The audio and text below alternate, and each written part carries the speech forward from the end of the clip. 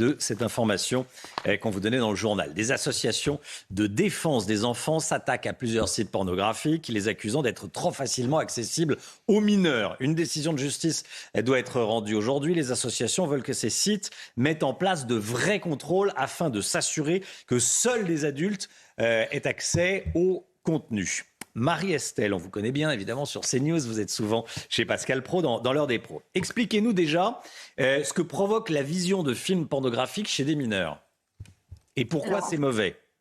Oui, bien sûr.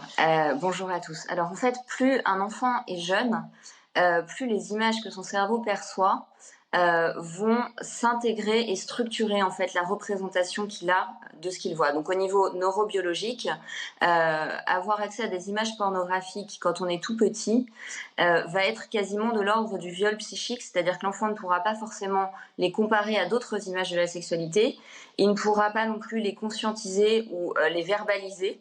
Il se représentera finalement que le rapport au corps, le rapport à l'autre, l'image du corps, la sexualité, c'est ça. Par conséquent, on voit bien de quelle manière ça peut impacter à la fois l'image de la femme, mais aussi l'image de l'homme. C'est aussi très dégradant pour un homme. Et puis la représentation que la sexualité et la pornographie, alors que j'explique toujours qu'en fait la pornographie c'est l'antisexualité. La sexualité, elle est du côté du lien. Elle est du côté de la tendresse aussi, elle est du côté de l'imaginaire surtout. Et dans la pornographie, il n'y a pas d'imaginaire. Il y a de la bestialité, il y a de la brutalité, il y a un rapport au corps qui est très morcelé. En fait, le corps est réduit à des parties, à des orifices. Et ça, c'est très, très, très dangereux pour un enfant.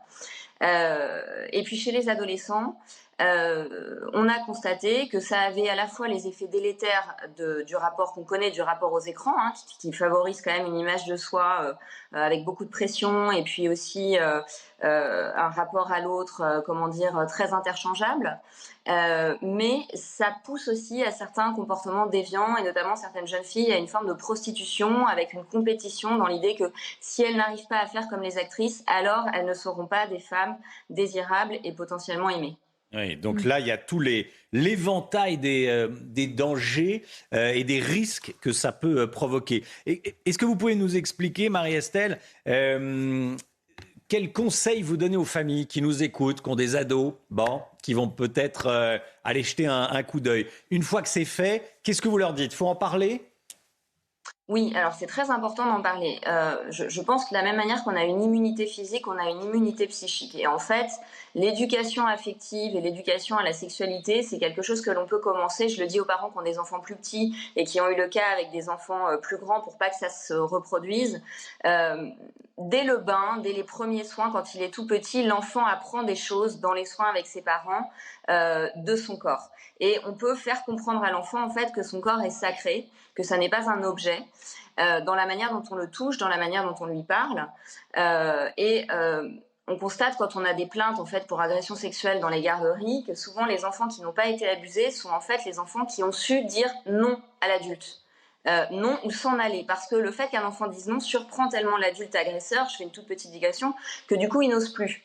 Donc de la même façon, votre ado, votre enfant de 8 ans, mais même votre enfant de 3 ans, il faut vraiment lui parler de son corps, ne pas avoir de pudeur excessive par rapport à ça, parce qu'en fait l'absence, si vous voulez, de parole va créer un vide. Et la nature déteste le vide. Donc que va faire le cerveau? Il va aller remplir avec une forme de radicalisation. De la même manière qu'on le voit quand il y a un vide total de spiritualité, on peut aller vers des idées très fanatiques et radicales. C'est pareil avec la sexualité.